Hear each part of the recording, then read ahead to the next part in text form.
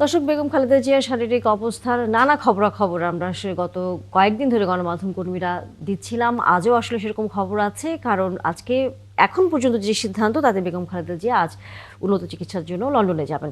তবে সময়টা হয়তো বা এখনও জানা যায়নি, জানা যাবে, কারণ কিছু আনুষ্ঠানিকতা আছে এবং তার পরিবারের সদস্য আজ এসে উপস্থিত হবেন লন্ডন থেকে বাংলাদেশে। নানা রকম খবর নিয়ে আমাদের সহকর্মী এরই মধ্যে সবুজ মাহমুদ ছিলেন এভারকেয়ার হাসপাতালে। বেগম খালেদা জিয়ার শারীরিক অবস্থার সর্বশেষ খবর তিনি রাতভর নিয়েছেন।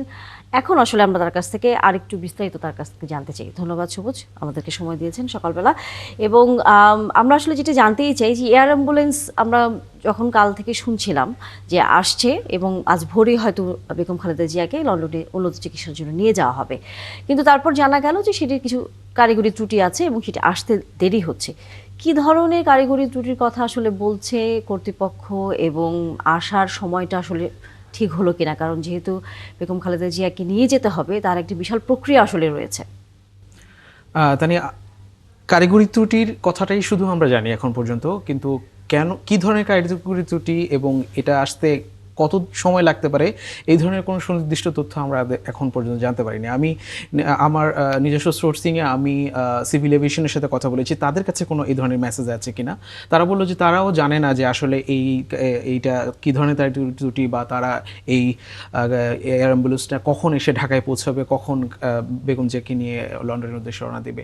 তো যদি এয়ার অ্যাম্বুলেন্সটা আসতে দেরি হয়, তখন আসলে খালেদা জিয়ার এই ভ্রমণটা বা এই লন্ডন যাত্রাটাও আসলে বিলম্ব হবে, কারণ এয়ার অ্যাম্বুলেন্স ছাড়া তাকে সেখানে নেওয়া সম্ভব না। আরও একটি বড় প্রশ্ন, সেটা হচ্ছে এভারকেয়ার হাসপাতাল থেকে এয়ারপোর্ট পর্যন্ত যে দূরত্ব, এটা প্রায় 5 থেকে 6 কিলোমিটারের দূরত্ব। এই দূরত্বটা আসলে কিভাবে যাবে? হেলিকপ্টারে যাবে? হেলিকপ্টার আসলে হেলিকপ্টারটি কি এভারকেয়ার হসপিটালের ছাদে নামবে, নাকি অন্য কোনো মাঠে যেখানে তারা হচ্ছে কি বলে একটা পরীক্ষামূলক যে অবতরণ করেছে সেখানে হবে?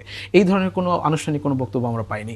কিন্তু এখানে সড়ক পথে গেলে কিন্তু একটি বড় ধরনের রিস্ক আছে, যে সড়ক পথে নিয়ে গেলে সেইখানকার যে ফ্যাসিলিটি, বা যদি হেলিকপ্টারে নিয়ে যাওয়া হয় সেইখানে মেডিকেল ফ্যাসিলিটি হেলিকপ্টারের মধ্যে আছে কিনা।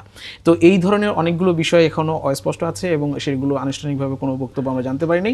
এবং কখন এই অ্যাম্বুলেন্সটা আসবে এবং তারপরে আসলে যাত্রাটা কিভাবে হবে, জোবাইদুর রহমান যখন আসছেন উনি কি আসলে তাদের সাথে যাবে কিনা, আমরা এখন পর্যন্ত সেটাই জানতে পেরেছি যে জোবাইদুর রহমানও এই এয়ার অ্যাম্বুলেন্সে করে যাবেন, কারণ যে আমাদের কাছে যে তালিকা এসেছে এয়ার অ্যাম্বুলেন্সের প্যাসেঞ্জারের 18 জনের তালিকা, সেখানে কিন্তু জোবাইদুর রহমানের নাম দ্বিতীয় স্থানে আছে। সুতরাং আমরা জানছি যে উনিও যাচ্ছেন।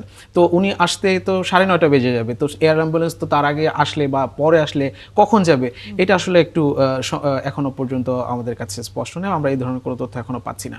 তবে এয়ার অ্যাম্বুলেন্সটা যদি আসতে দেরি হয়, সেটার উপর ডিপেন্ড করবে আসলে বেগম জি আসলে কখন লন্ডন পথে রওনা করবেন। এটি হয়তো আপনি যাওয়ার প্রক্রিয়াটির কথা বললেন, কিন্তু সবার কাছে আসলে যেই বিষয়টি জানবার আগ্রহ, সেটাই হচ্ছে যে বেগম খালেদা জিয়ার আসলে কেমন আছেন এখন। যেহেতু উন্নত চিকিৎসার জন্য তিনি যাচ্ছেন, কিন্তু সর্বশেষ ডাক্তারের পক্ষ থেকে যে ধরনের বক্তব্য দেওয়া হয়েছে, সেখানে তার শারীরিক অবস্থা নিয়ে আর কোনো নতুন কোনো তথ্য আসলে জানা গেছে কিনা? না, এখন পর্যন্ত আমরা আমি গত প্রায় 4-5 দিন ধরে সেখানে যাচ্ছি।